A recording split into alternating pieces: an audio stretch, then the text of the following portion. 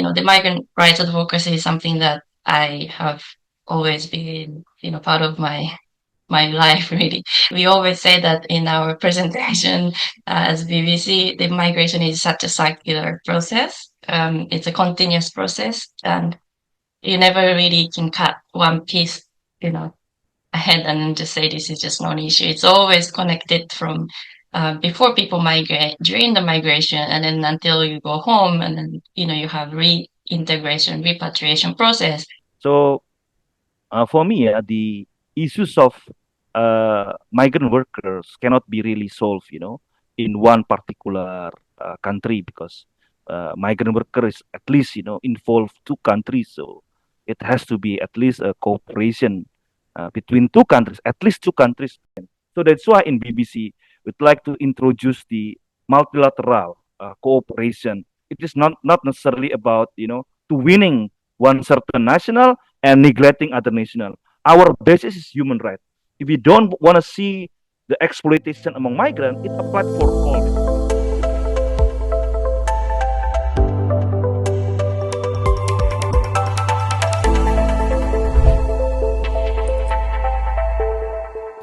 Voicey Podcast. So, let's start our meeting. Welcome to our last meeting in 2023. Yay! Yay! No, Congratulations, everyone. congratulations, everyone, and no one is hearing your applause because you are muted, but it's okay. All right. Welcome again to our last meeting in this year. I know it's been a very long and maybe quite tiring year, but we are not going to talk about that. Maybe later we will talk about that a bit, but actually in this meeting we will talk about what we have achieved. Yeah, maybe this year or maybe in the past 5 years since BBC was formed. But not only that, we will also talk about the challenges. So not only talking about the good things lah. Basically, we have to be like be honest with the challenges that we are facing. But and we also will still talking about what we will still do in our future in terms of advocating our issues, yeah, especially migrant rights and human rights issues. But before that, actually, I have a question. My question is, as an organization advocating migrant rights and human rights issues in the region and cross-regional, we just celebrated International Human Rights Days and International Migrants Days, and I believe there were a lot of event happening in here and there. Okay, Mas, you can just tell us what we did.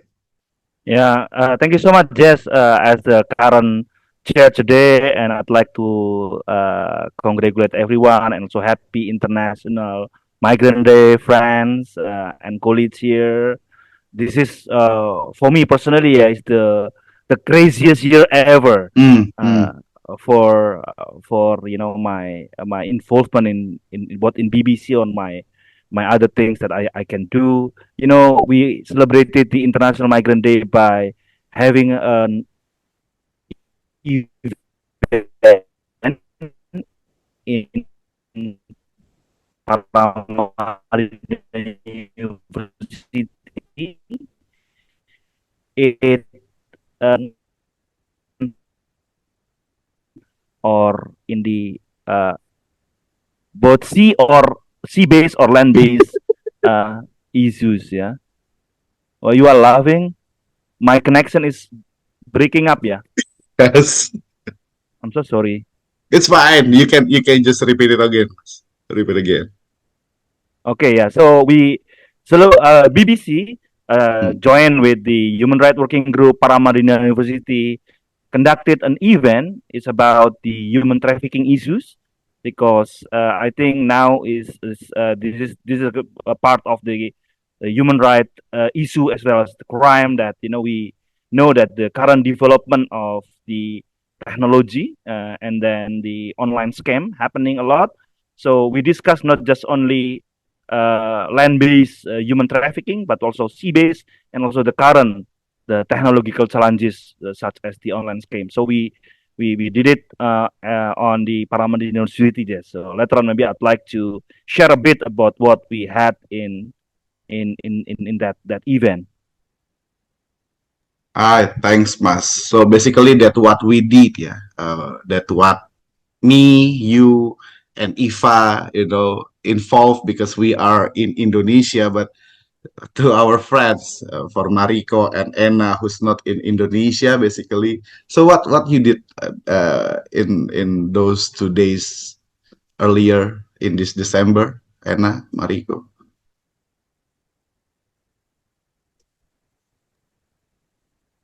Well, for me, yeah, thank you guys for, representing BBC hosting this event in Jakarta. Sounds really, really like a good event. I saw some pictures as well. For me, on both International Human Rights Day and on International Migrants Day, but day before on Sunday, on the International Migrants Day is on 18th, but it was Monday, so the activity was more on the Sunday. Yeah. Because in my in my work here in the UK at the moment involve mainly working together with members of different migrant communities, and I think both those Sundays, 2 Sundays, has been a big celebration for everyone's end of year.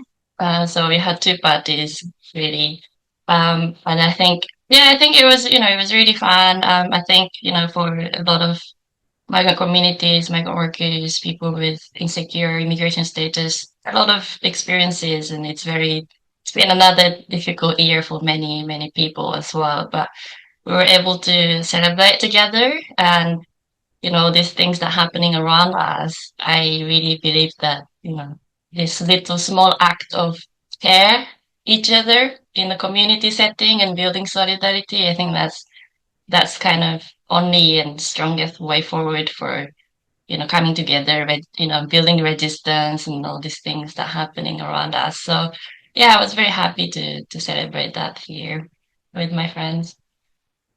Yeah. Yeah, that's great, Mariko. So as for me, Jess, so I'm currently living in the Philippines, and so I'm the social media person, right? So I was not really able to go out and join some celebrations, but I was observing this all the happenings in social media. So there's a live stream of our event, of course, and then there are other events happening in Instagram as well. So so yeah, that's basically what I did. So I'm really happy that all of our events are successful and the events of other organizations are successful. And I did the reel as well for our greetings for the International Migrants Day. So quite busy, what you say. But yeah, overall I'm really happy that everything went well for us and for the other organizations as well. So yeah. What about you, Ifa? What's your impression of our event back in Paramadina? Maybe Oh, like yeah, two like what? weeks ago, yeah, 2 weeks ago, maybe. Oh, is that like No, Paramadina no, is no, no, no. Yeah, a Monday? week ago. Yeah, Yeah, yeah, yeah, yeah, yeah. I forget. I It was forget yeah, about last the Monday. time. Last yeah. Yeah, Monday. yeah, last Monday.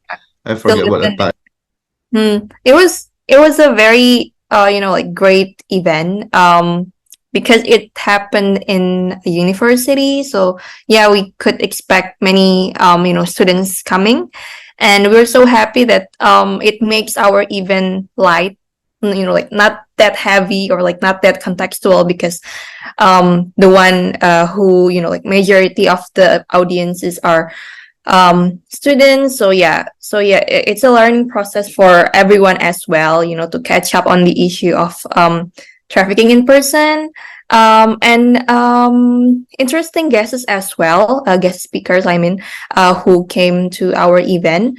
There are Miss Yuyun from Aicher, and then Pak Nanda from MOFA, Ministry of Foreign Affairs, and then Mas Rahmat. He is union member.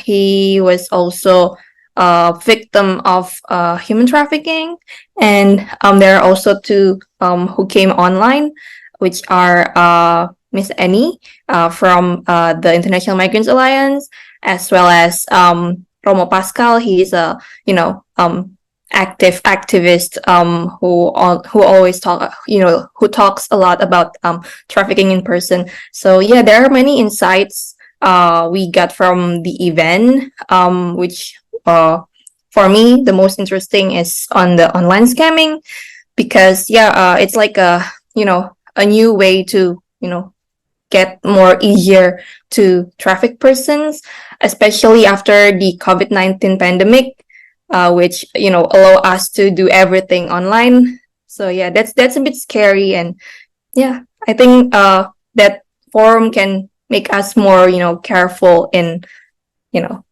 going around internet, clicking stuff. Yeah, so yeah. I learned a lot, and I'm so careful now using internet. It's so scary. Well, yeah, actually, what's still sad for me, that in this International Migrants Day 2023, that it's International Human Rights Day 2023, we still face a lot of bad things happening in terms of migrants communities, in terms of human rights. Like if I just mention about the situation of online scamming, a lot of people being trafficked, and a lot of and so on and so forth. And we also knew that uh, about the Rohingya rejection, yeah, a lot of rejections happening towards Rohingya people in Aceh, like since uh, they experience a bad journey from their home country. They were affected in the sea. They were dehydrated. Some of them even pass away. A lot of kids pass away because of the dehydrated. And when they finally can arrive in Indonesia, which if we are talking about past 2 or 3 years ago, people welcoming them, but now people are rejecting them. And even in social media, we can always see how much hate being hate speech towards Rohingya people. Like evict them. They are not seeking asylum. They are just want to take our job, and so on and so forth. It's so frustrating, actually.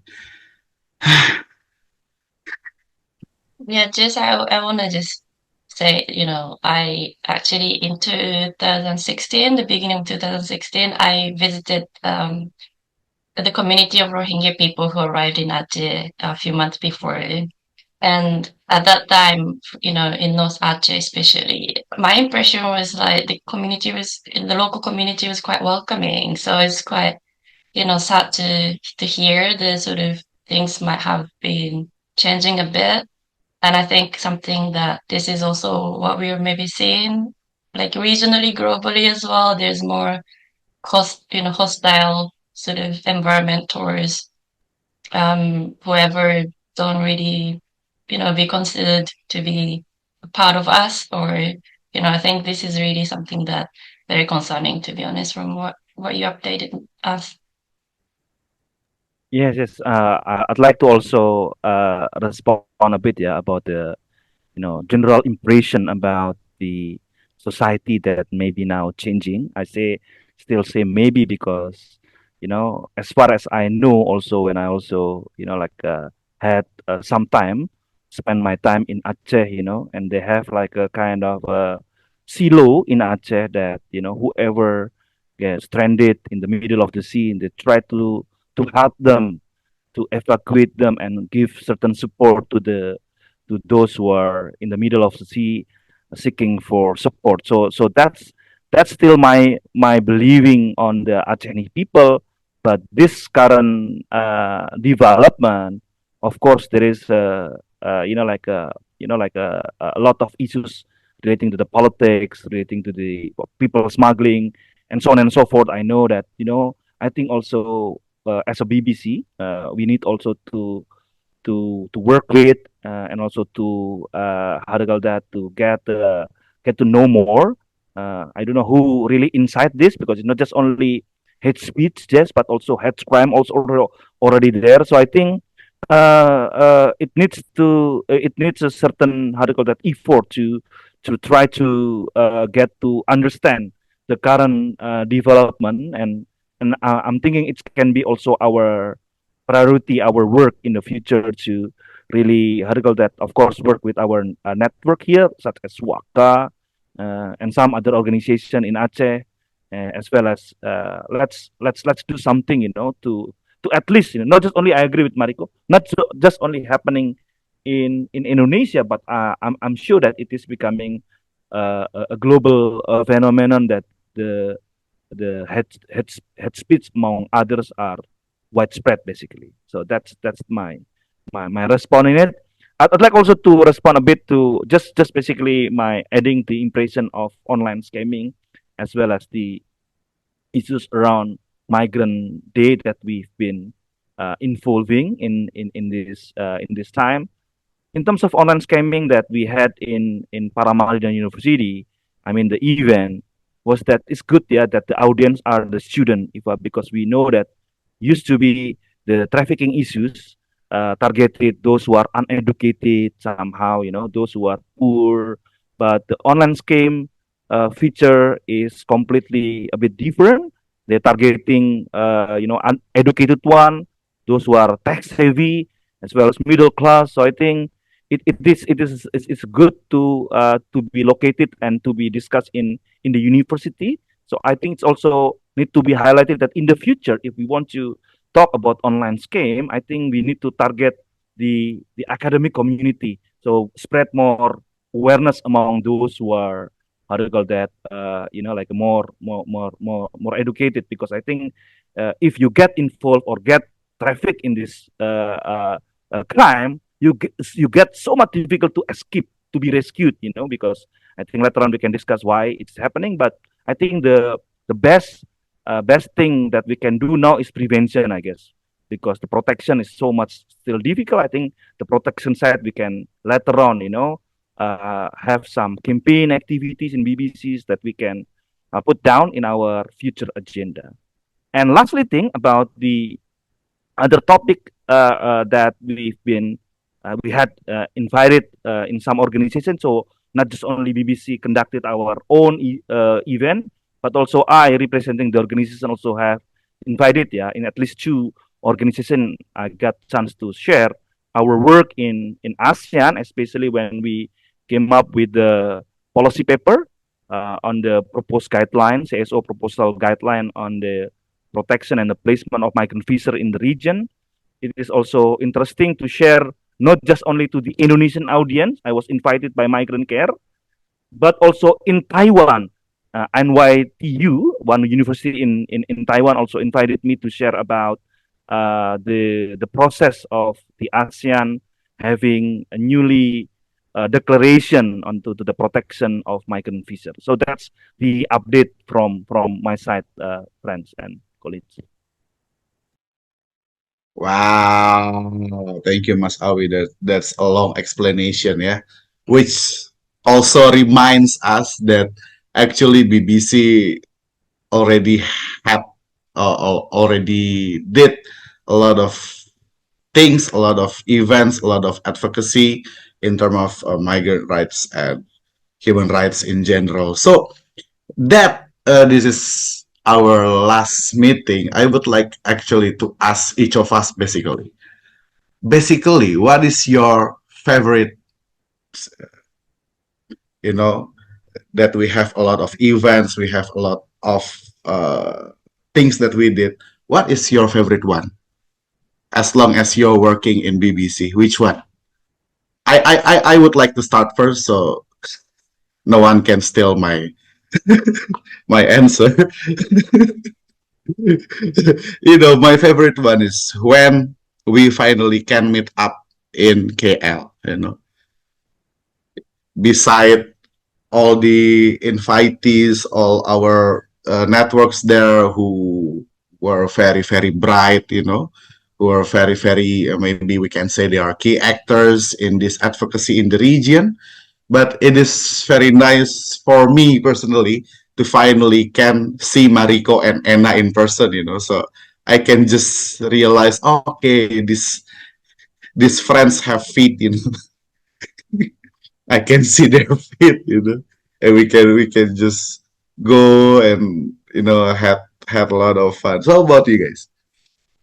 For me, I Yeah. will go next because yeah, so I can like have a more original answer. So so yeah, my answer will be APF because yeah, you mentioned about KL, which is your first time meeting BBC in person. As for me, it's my first time, like having working in person for like a week. That's so long, which is really great. Yeah, actually.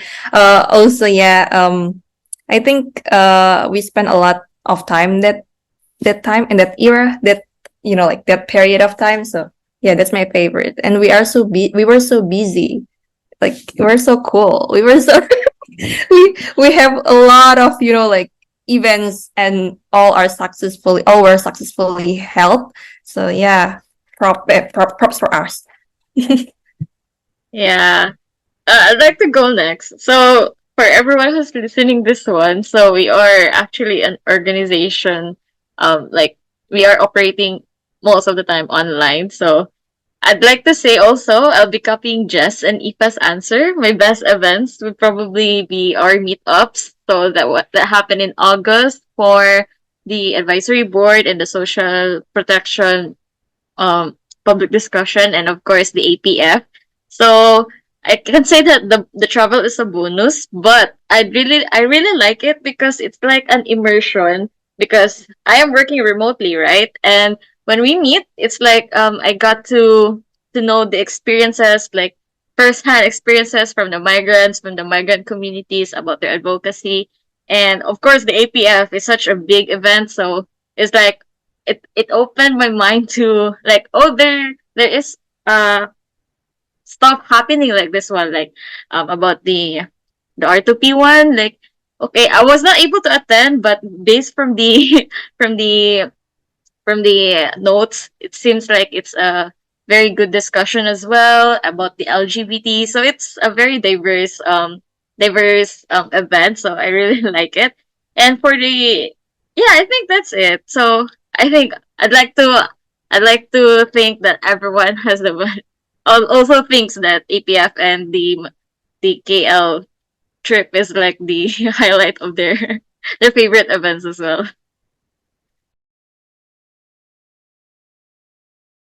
Yeah, I'll nominate Mariko maybe.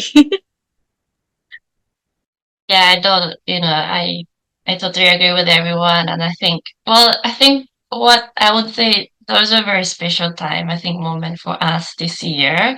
And I think what is, especially for me, was maybe in KL when in Malaysia when we did, when we gathered together. It was also part of our reflection sessions for the participatory action research. And I really enjoyed that process of the doing the research together with the migrant communities in 4 locations, right? Japan, Taiwan, Hong Kong, and Malaysia. And then everyone got together. It was really, really nice. And I think for during ASEAN People Forum, actually for me, one of the memorable activities is before ASEAN People Forum, our consultation on migrant fishes, following up on the declaration. I'll tell you why, because it really reminded me of Masawi. It really reminded me of the time when I first started working with Human Rights Working Group, because that time one of the first activities that I also participated was a similar process, but following up the ASEAN consensus on migrant workers' rights, right? So it really reminded me of the process, and as we now as the BBC able to lead that process, it was very special. It was really fun, and it was very good. Yeah, I enjoyed that. Yeah, I couldn't agree more from things that already been shared by anyone just, yeah. So I don't want to really add things. Basically, everything for me is special. Everything for me is favorite. especially because I think we felt that our effort, our work, has been also supported, has been also uh, uh, uh, somehow meaningful in terms of policy advocacy, so we can get a full cycle of an effort that since the beginning we try to hear from the community, especially what things shared by Mariko about migrant fisher. So at the first time we try to combine, both from East Asia and Southeast Asia communities, try to come up with certain concern and come up with a recommendation as our collective bargaining, position. If ASEAN wanna have a guideline on the protections of migrant fisher, so this is the voice of the communities, and it is cross-regional basically, because what's happened towards migrant communities in the fishery sector is that it's not sufficient, it's not enough. Only we work among ASEAN countries because at the end of the day they are working on the fishing vessel that owned by East Asian counterparts, as the fishing vessel owner from Japan, from Taiwan, Korea, I think, and China. So I think it's very good, like a multi stakeholders as well as multi uh, discipline, yeah, that we try to come up with. So I think I really also appreciate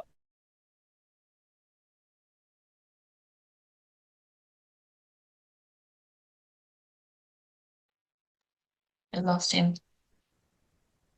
Oh, Mas Awi back to Earth. We've lost him. We've lost him. We lost him. We lost him. Uh, So we're gonna do. so basically, I'm in the same building with him, and he just like, "Hi guys, hi guys." Now, yeah. Yeah, But you're in different venues, so you're in a room. Yeah, we in the lost. same cottage actually. Oh, okay.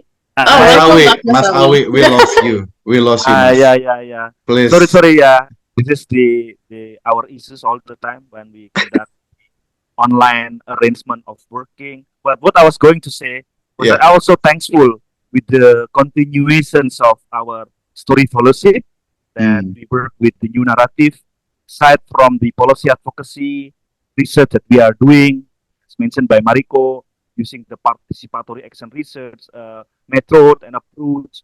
We also still, provide a space for how to call that, the community to voicing out, to speaking out their own concern by, like developing their story through the story fellowship work with the new narrative. So I do really appreciate every single effort, every single things that we did in 2023. So that's why, aside from the APF, that is huge event, it is, as I mentioned earlier, it is the craziest, craziest year ever for my life, basically.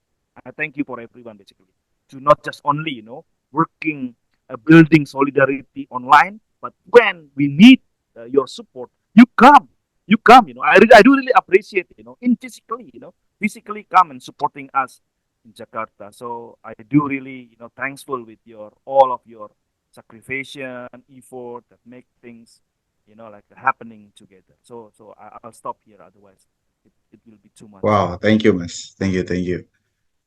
Actually, I really want to go back to Mariko, yeah, because Mariko mentioned that she was reminded to the initial process. She was reminded first working with HRWG, which finally creates BBC. So, if you were reminded, me, Eva, and Anna needs to be enlightened actually about because we've been working with you guys maybe in these past 2 years, yeah, but we haven't really know the initial history about these things, yeah, these entities, this BBC. So, can you, yeah, as a founder and co-founder, yeah, Mas Awi and Mariko, Can you please enlighten us about, like the initial history, or maybe how's the initial process of the formation of BBC, or maybe the formation of the embryo of BBC? I don't know.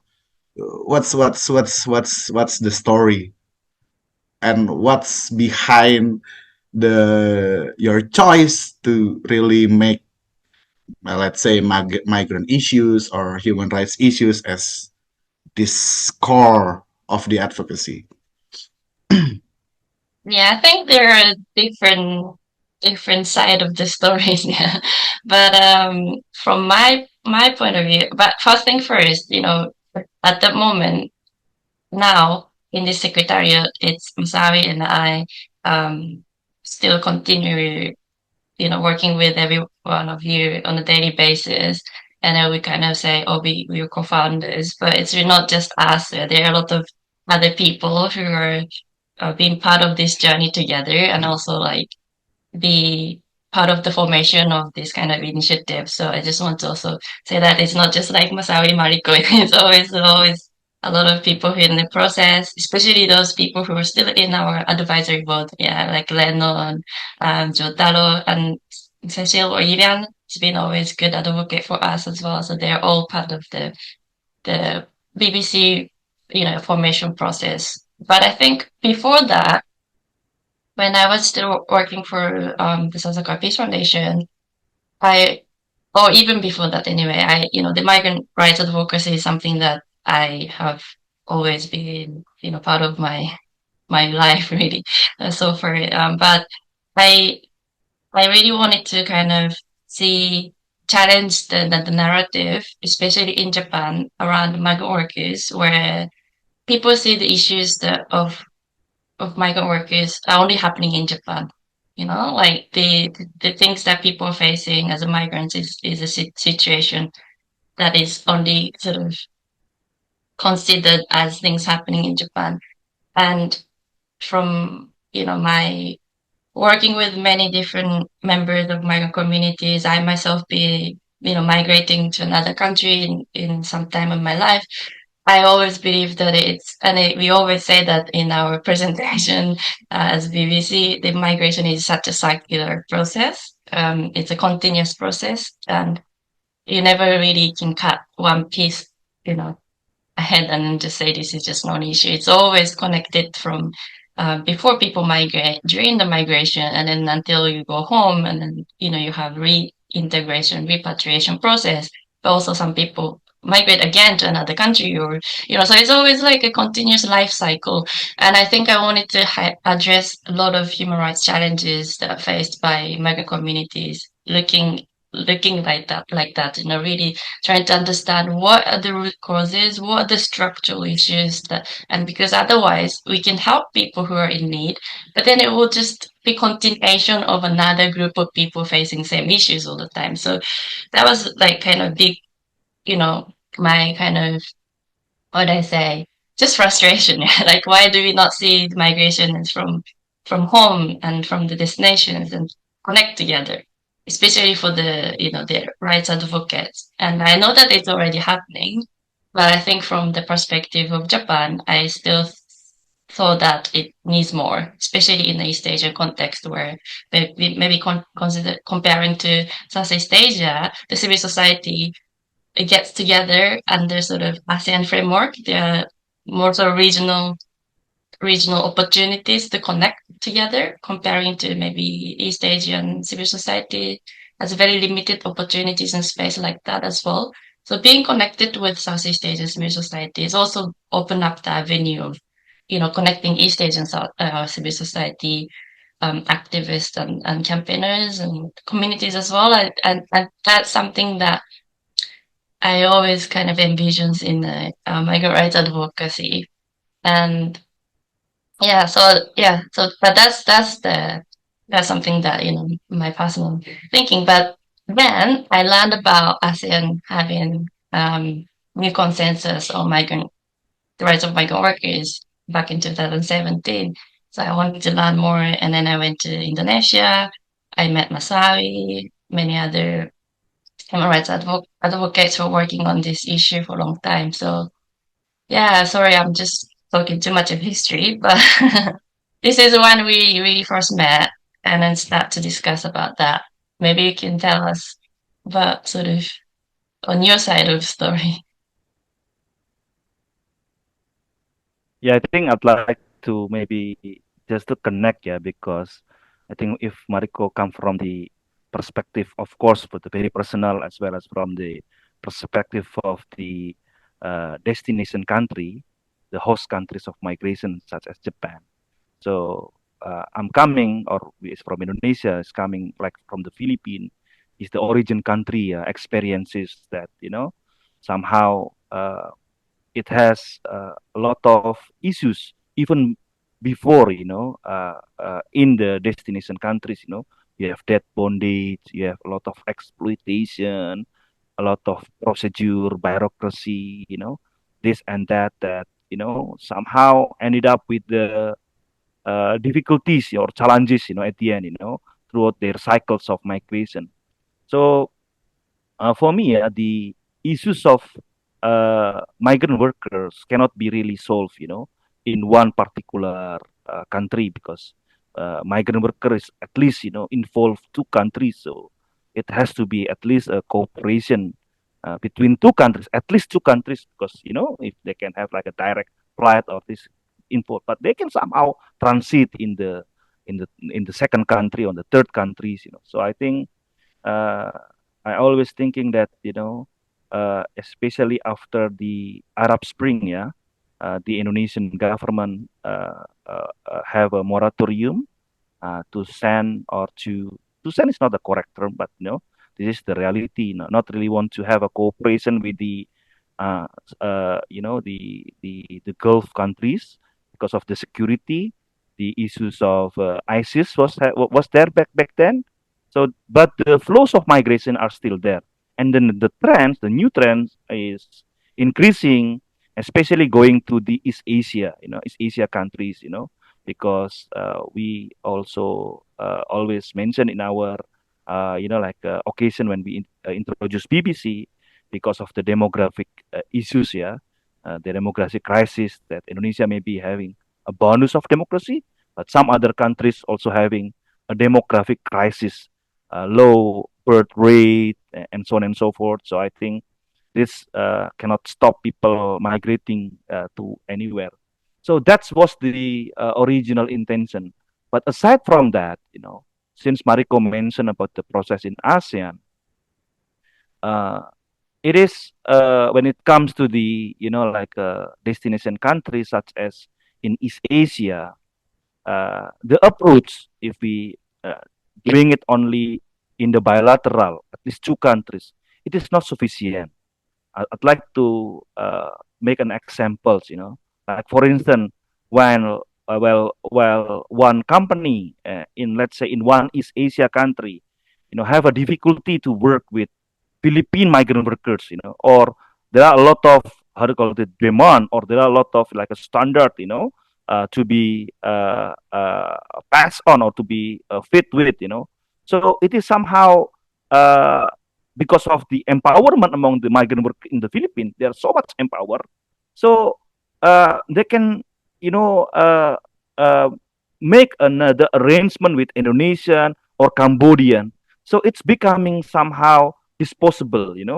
If the cooperation of the Philippine migrant workers is so much difficult, so then they can replace the Philippine migrant worker to the Indonesian, to the Cambodian, Myanmarese, and so Vietnamese, and so on and so forth. So I think the approach of in terms of bilateral is not sufficient. So that's why in BBC we'd like to introduce the multilateral cooperation. It is not necessarily about to winning one certain national and neglecting other national. Our basis is human right. If we don't want to see the exploitation among migrants, it applies for all basically. You cannot like a replace from one country to another because you can like somehow paid you can pay someone to work on your setting.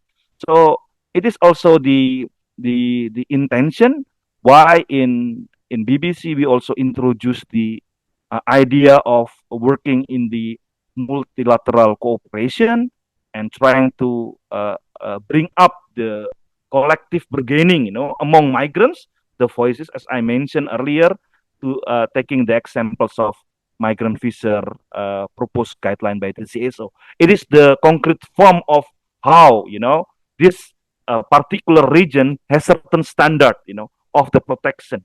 So this is their aspiration, this is their concern, and this is their recommendation to be later on considered if the such cooperation will be happening. So that's the area where we want to do certain how to call that uh, uh, examine, yeah, or exercise on it, because most of the cooperation mainly done between two countries, how to call that cooperation, yeah, including how to call that the government, also the G2G.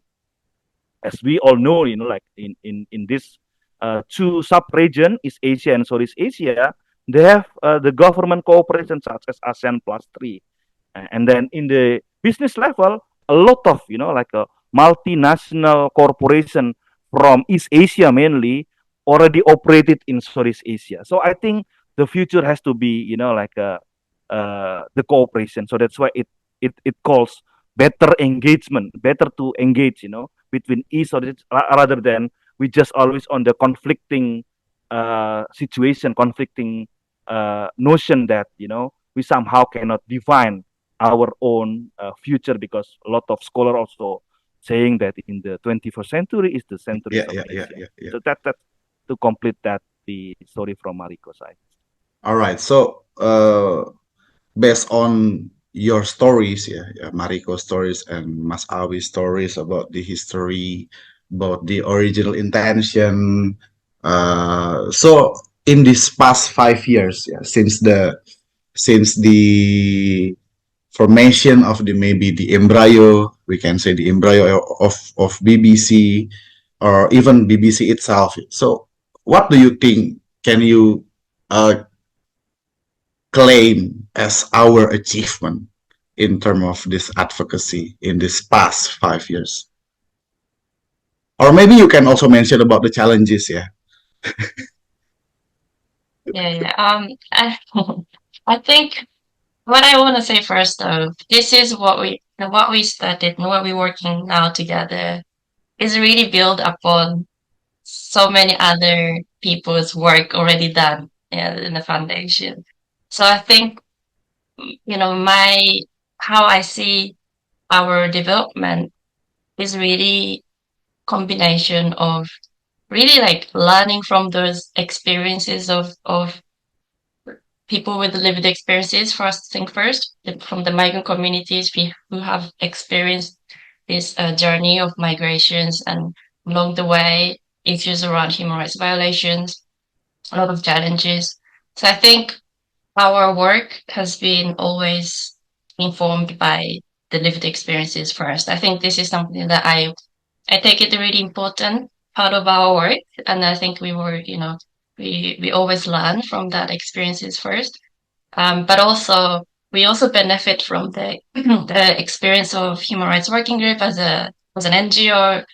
Doing have done a lot of work around international, regional human rights advocacy. So I think what I see special, and also we can also contribute to the wider movement, is this kind of platform where the lived experiences and international advocacy meets, and then also we can sort of empower each other to build the bigger voices. I think that's something that I see we are developing, which is really I am happy to see.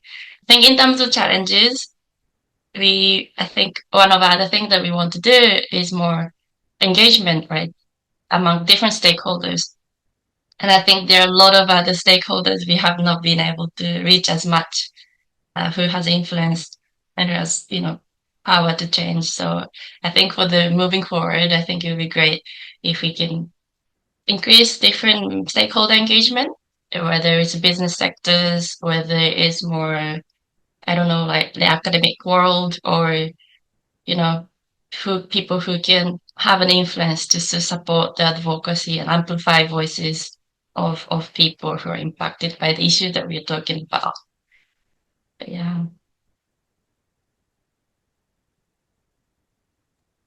May I add a bit? Yes. Of course, Mas. Yeah. Yeah. I think I agree. Yeah. About the.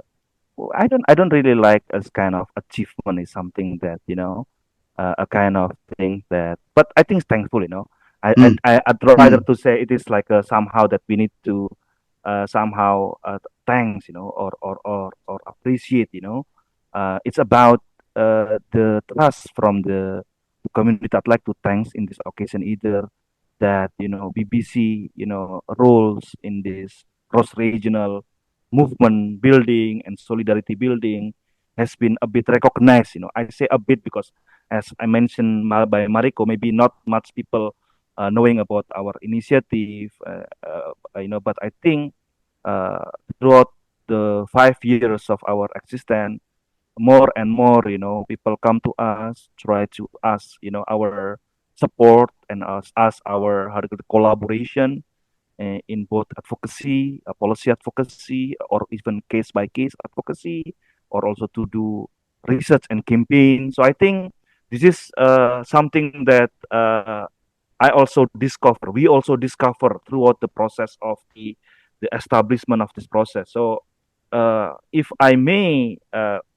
use this term, I think in the last 5 years, I think we've been discovering our models of work, basically mm, models of work. Well, to your question in terms of challenges, I think we have a lot of challenges still in terms of organizational development. We have in terms of the advocacy, as well as in terms of like uh, uh, how to make our effort, our work is mm. really felt.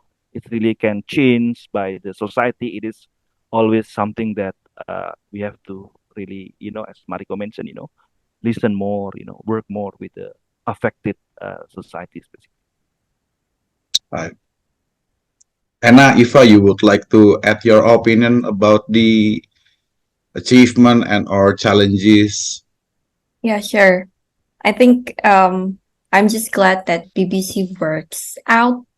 Um, we are able to help being a platform to and making space for especially the migrant communities to through our initiatives they can like learn more about various issues as well as a platform as well we can help connect actors. Mm, Well, yeah, most likely maybe for people from the grassroots communities, many organizations across the Southeast and East Asia, and yeah, I think I would like to also like honorable mention to our program Story Fellowship. I think that's a I'm still amazed by how progressive that program is because it really um lets the migrant communities or the one who's supporting them platform to share stories, but still made with their own expression. And that's also as we always discuss as well, this is a new way to campaign by publicize this their story by like a more approachable ways. So yeah, I think that's some of our achievements, but also echoing to Masawi and Mariko as well, which is I'm thankful to everyone involved, and the one who helped us make things work in BBC. As for challenges, I think but I think it's a work in progress. Like to make our platform more known as well, and then to yeah, it's a bit hard to have all the actors we want to work with sit together. We still find it hard as well until now. So I think we can work more on make us more known. So yeah, maybe for the accountability as well and credibility as well for people to want to work together with us. So I think that is work we should push through more in the future, I guess.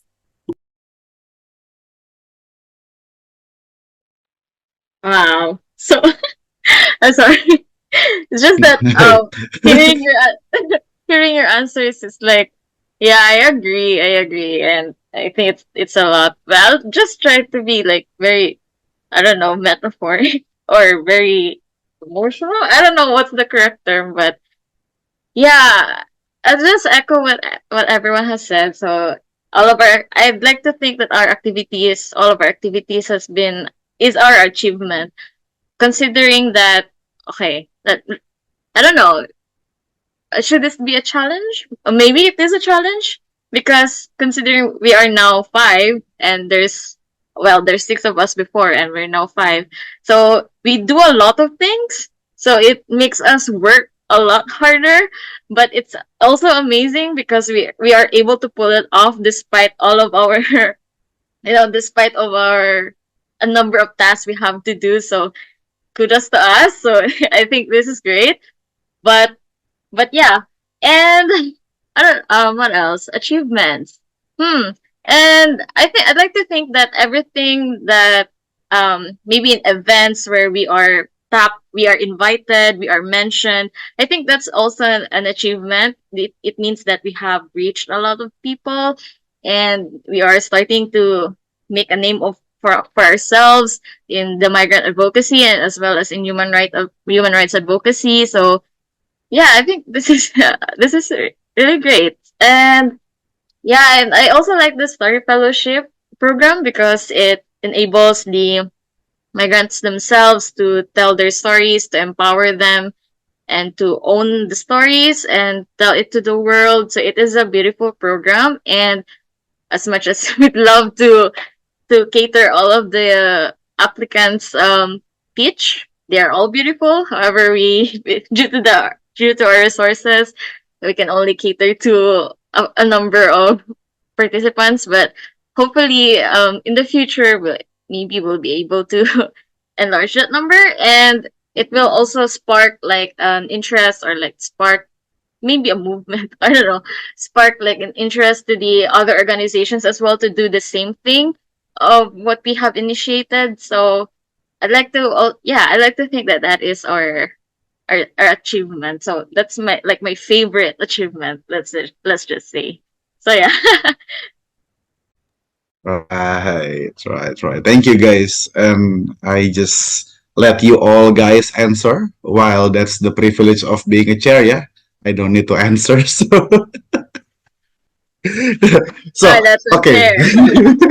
You're BBC member. Right. I mean, now stop talking the heavy things. Yeah. Let's since this is our last meeting of the year, and after this we are going to have maybe like a week or two weeks of holidays. I just would like to know if any of you have ever uh, any funny and or memorable experiences in BBC. It could be funny, it could be sad, anything memorable for you. Do you have any? I would like to start so no one can steal again from me. Also, that's a privilege of being a chair, remember. Uh, I remember that that time, it was the first time for me to cry, yeah, in terms of working in BBC. Why am I crying back then? I remember I was having a recording session with our friends from Myanmar. It happened after the coup, right? And then we had this conversation with him, and he told the conversation can be if you forget the conversation can still be accessed in our Spotify, yeah.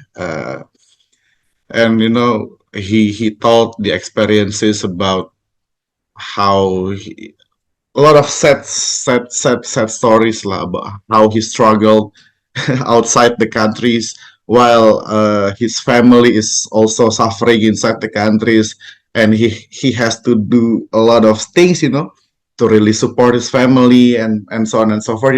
And after the recording, or even while the recording, I was crying. I remember that thing. I was with you, Mariko, yeah, if I'm not mistaken, yeah. I was with Mariko. So yeah, Yeah, and Anna. that's yeah, and Anna as okay. So there were three of us, yeah, me, Mariko, and Anna, and I was crying. I don't know why. Anna and Mariko didn't cry back then, but I was crying, like a baby. And then after recording, I just directly turn off my laptop and smoke. I don't know. Well, that's my most memorable things working in BBC. After that, of course, we have a lot of any memorable things, but that's the most memorable thing for me. I don't know whether any of you have that kind of experience, memorable experience. Could be funny, could be sad. Not sure, but I just want to say, follow up what you suggest. Like, this is Mm, something that we should be really grateful for our communities, our yeah, colleagues and friends yeah, who really trust us to share a lot of exactly. stories that which is Yes, very, very personal, and it takes a lot of courage and strength to share. And really, I'm very grateful for, those trust and yes, again, you did a lot of podcasts, you hear a lot of stories and I think this is really nice. it's really I'm nice. really happy. Yeah. Yeah. I'd like to maybe having a bit funny, yeah, funny Mm, or Mm. tragic, just mm. also in relation to the trust that given by Community our network, yeah, the network. community Yeah. that asked us to support their campaign. It was happened during the family of Mary Jane came to Ah, Yogyakarta, yeah, and yeah. then the network asked us to support the documentation. It I was know the Arlene. story. It Yeah. was Arlene who asked by the secretariat to represent, to organize the documentation, to welcome the family, of course, with the host organization in Jogja. But what happened was that, uh, just because our name, which is the BBC. BBC, right? It can be, misinterpreted as a British Broadcasting Corporation, while Arlen asked someone who brought the camera, a huge camera even on his soldiers. So then, what happened was that just don't bring journalists in this, journey because it just only how to call that sensitive issues and so on and so. And Aaron was so much, like a god direct, like issues on it, and she got she needs to reintroduce herself several times. Yes, I'm from BBC, but not British Broadcasting Corporation. From better engagement with it, and then it has like a miscommunication among community until I Oh also my god. try to rescue, and trying to mitigate, the whole, like a messiness because of, like maybe people are so much emotional while advocating the issues on the field.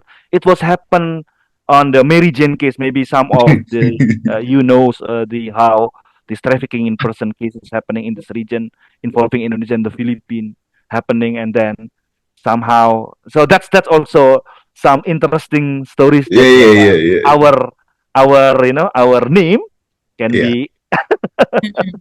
That's why you always say that first, yeah, when you introduce BBC. yeah, Not British. exactly, right after that moment I start It's a to, bit traumatizing, yeah. But yeah, sometimes I also recognize that some of our network call us BEBESEA, yeah, yeah, yeah, instead of BBC. Right? Oh my god. that's chip from me. You, Anna, Iva? Uh, Not really funny, but I don't know. It's just my personal take. So, when people ask me where do you work, and I said BBC, and then they asked me, as in the news company. I said no, and then I just realized that our name is quite kind of long, yeah. So I take a deep breath. Better engagement between East and Southeast Asia, and they're like, okay. So I just BBC more migrant advocacy. That's it. But yeah, Right. a lot of Even people have asked me that one. even to HRWG's network, yeah, it's quite hard to explain to them about BBC. Huh? That English media, no, no, different.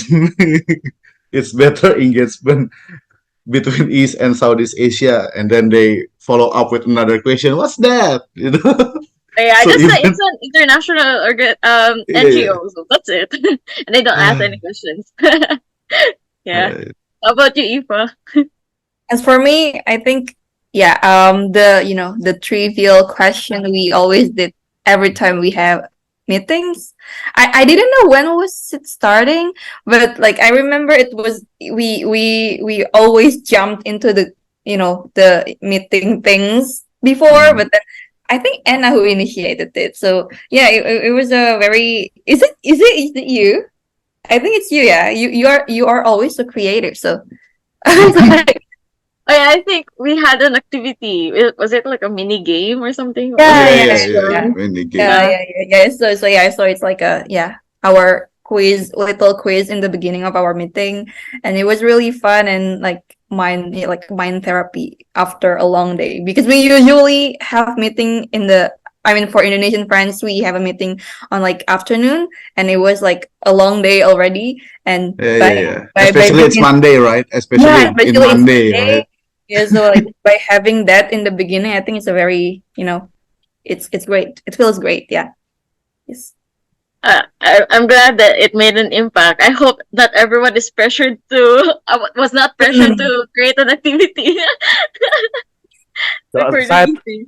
aside from work we do together, I think we know all of the personals. Yeah, what you like Mm. about this, Yeah, how yeah, you yeah. see this, how you see that. In every single weekend we got like exposed with this. It's very interesting. Very very for me so much. Also energizing. Yeah. Mm. You know, I just curious about one last thing, friends. So if I'm talking with my friends from other NGOs, yeah, they usually telling stories about how working in NGOs actually changing some of their values they used to hold. Like maybe, yeah, the most general is about the homophobic. They used to be homophobic, but after working with human rights NGOs, they started to change their paradigm. They started to change their opinion about that. Any of you ever experienced that kind of things?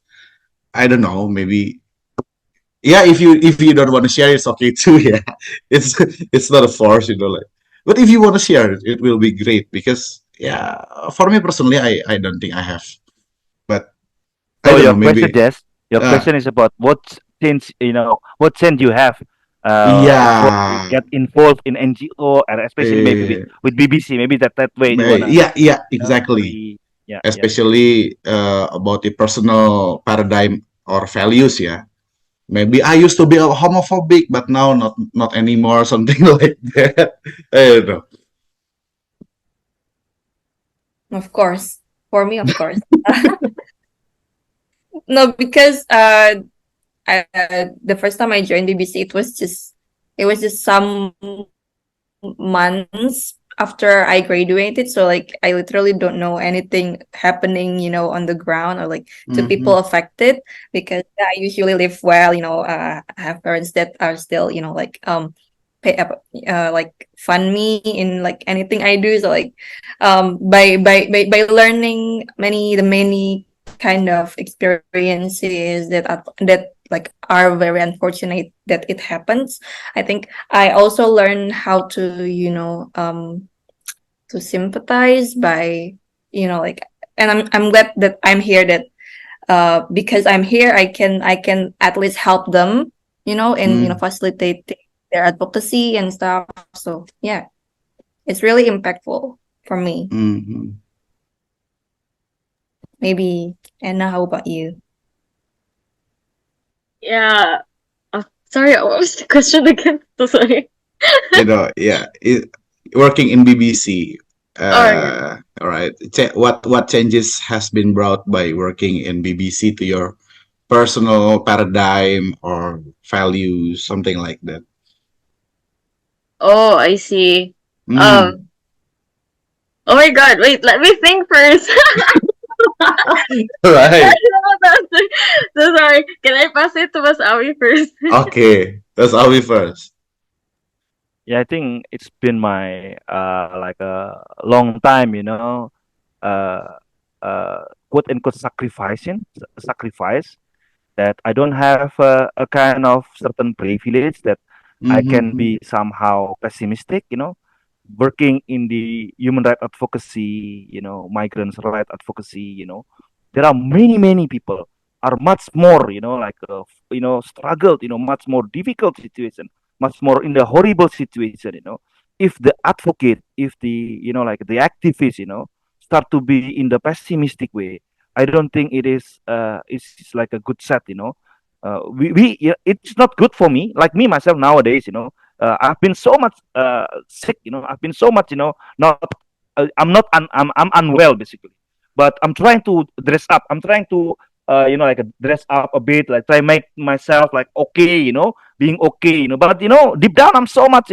sacrifice, so this is somehow it's not good. I have also mental health issues deep down that I also activist also as also human being, but somehow when you do as your role as being an activist or a human right defender, negativity and then pessimistic things, you cannot really show them up, you cannot really appear, in this, so I always, like have to be force myself to be ready, to be positive, to be somehow, encouraging people with somehow, inside is so much bloody and have a lot of homework inside or some kinds of leftover issues haven't yet done. So that's also my, like a somehow learning process, things that I always, need to learn how to cope, having a cope mechanism, in terms of uh, uh, dealing with this mental health issues. Yes. All right. So, Anna, your turn again. You have Okay. an answer. All right. Are you really curious about the answer, huh? Yeah, of course. Just kidding. That's why we're So, waiting for you. yeah. All right. So for me, yeah, being working in BBC has opened a lot of perspective, ideas, and open. It's like a whole new world for me. So although I've been working on a youth organization here in the Philippines, but it's just local, and it's my first time to talk to other nationalities. So Mm. that's one, and I've got to encounter the culture as well. So but in the context of migrant advocacy, so I don't have a personal like very someone from very close who is a migrant. So I'm just hearing news that like oh he went abroad like that. So it doesn't really affect me that much. And because here at least in the context of Philippines, it's kind of societal view that when you go abroad it's a beautiful life, so it's kind of glorified. So that's my impression at first, and then when I came to BBC, it's like, oh, it's not it's not all beautiful things. So people struggle, they face some discrimination, some lack of protection and stuff like that. So I don't even know what placement fees are, so and social Mm. protection. So Mm. yeah, it's like I remember. Okay, personal again. So I remember when it was my first year in BBC. I don't know how to caption things.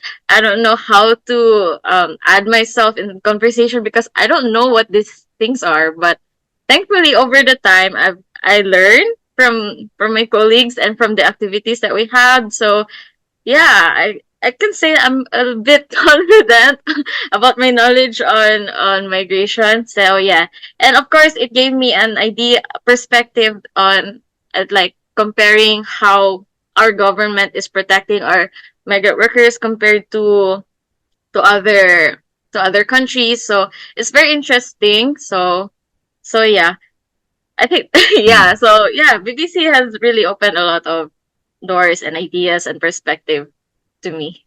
So yeah, personally. Wow. Congratulations, then. How about you, Mariko? I'll be just very simple and short. Yeah.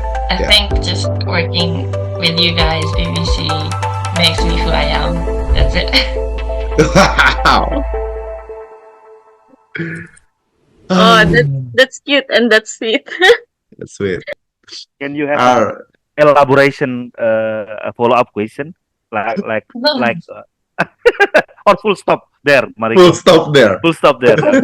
Means that our recording is ended or not yet? Just still have No, any? no, no. Okay, guys, we've been like an hour meeting, and I think this is the end, really the end of our final meeting of this year. And do you have any drinks near you? I would like to ask all of us to cheer, and I would like to greet all of us here. Happy holiday, Merry Christmas to those who celebrate, Happy New Year as well. Happy New Year. And I would like to really wish that in the future, BBC could involve more in the international solidarity, hand in hand, you know, in advocating migrant rights and human rights in general. And we are not going to be tired in advocating and fighting for our rights. Cheers. Cheers! Cheers, Happy New Year. Happy New Year! Merry Christmas and happy Happy New holiday. Year. Happy holiday! Let me take a picture. All Take a right, picture. Take picture. Right, I'll take a picture. Thank you, Jess. 1, 2, 3. All right. Yay. Okay. All Stop right. recording. Voicy Stop recording. Podcast. Don't forget.